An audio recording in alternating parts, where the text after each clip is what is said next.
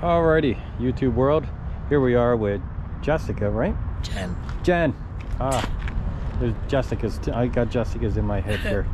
I guess we haven't spoken in probably a month or so, right? Yeah, it's been about a month. Wow. So, has anything changed? Has life actually?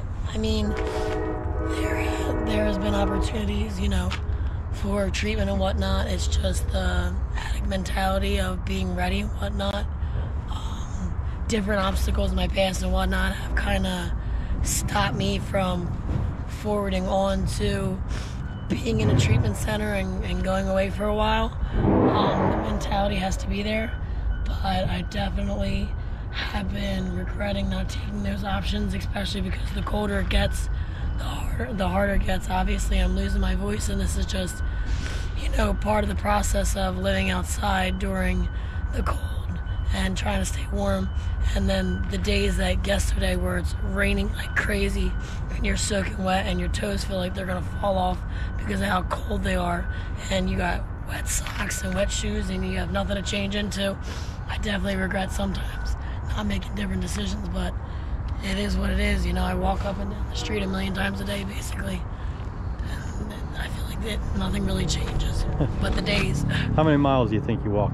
Or how many blocks? I have no idea. I don't think I've ever walked that much in my life. I hate walking, but it is what it is. But I'd say, I don't know, maybe 5 miles a day. Oh, okay.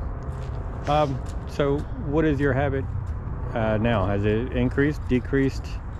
It definitely has increased. The more depressed, the more anxious you get. The more drugs you want to feed your body. I'm still doing the same, heroin and crack cocaine, and because one's an up, one's a downer, it kind of goes hand in hand, because in order for me to sit there and, do the crack cocaine, I gotta have the heroin to come down from also. But, with the fentanyl that's in the heroin nowadays, it's not lasting as long as it used to, but it lingers in your system. So that's why so many people, when they get on the subs and whatnot, they go into precipitated withdrawal, because it just lingers and you never really know when you're going to withdraw.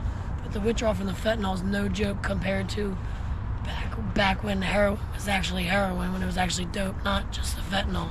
So you think fentanyl's so different. You think the fentanyl withdrawal is more difficult? Oh, absolutely, yeah. What is the procedure for detox? Do you know? Usually they make you wait at least 24 hours to take a Suboxone. That's why a lot of people do Subutex, because it doesn't have that blocker, so you don't go into precipitated withdrawal. When I say precipitated withdrawal is the worst thing ever. Last time I was in treatment, I seen 4 different people have to get hospitalized because of the precipitated withdrawal, because they took the Suboxone too early because they thought they were sick, and they weren't, and because the fentanyl, it lingers. Whereas before, you could take a Suboxone within 24 hours and be okay. Now people are waiting 48 or more hours to take a Suboxone because of the precipitated withdrawal. So the fentanyl, you really don't know. It lingers so much in your system. When I got my urinalysis from rehab last time, not one opiate appeared in my system. It was all fentanyl, and I went to 5 different sets before I went into treatment. Every single set was fentanyl, not one opiate. Oh, I see. Okay. How soon do you think before another opportunity presents itself? I actually had an opportunity. I was just in the hospital because I had an infection in my hand from shooting up, and my friend has, pull because she's in sobriety, and her boyfriend has clean time and knows a lot of people, and they had a bed for me in New Hope, and I just wasn't ready. I got my discharge paperwork and I went right out back out to the street. But that's the mentality of the addict, I guess. But so how does one fight that? How does one get over that hump? I don't know. All I know is that I have 2 beautiful nieces, and my brother who still need me, and he actually put out a missing person report. So I had Gloucester County detectives pull up on me the other day, and I said, yeah, I know, and they were like, you want to call him? And I was like, no, I'm not ready. But he actually picked me up and then took me to my apartment where my boyfriend, who's a normal person, who's not an addict, was. And they let me stay there for the night until the next day, where they took me to detox. I had to go get a COVID test and everything else. But then New Hope wasn't ready for me yet. The medical director wanted to do my intake. He wasn't going to be there till the morning. So they kind of like pushed it off. So they told me to go to Cooper. So I went to Cooper. I sat there for a couple hours. But by that time, I was already like 24 hours in a withdrawal, and I was not beat, so I just left.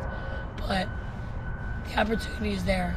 And I know the bed is there, and I know the support is there, and I know I can get the bed and I can get the support. It's just a matter of the mentality of, am I done? Because if I'm not done, then there's no point. Sure, right. You just go right back out. My time if I don't. Yeah. I think that's all I have. I make it nice and easy for you tonight. Yeah. But thanks for the conversation. Thanks.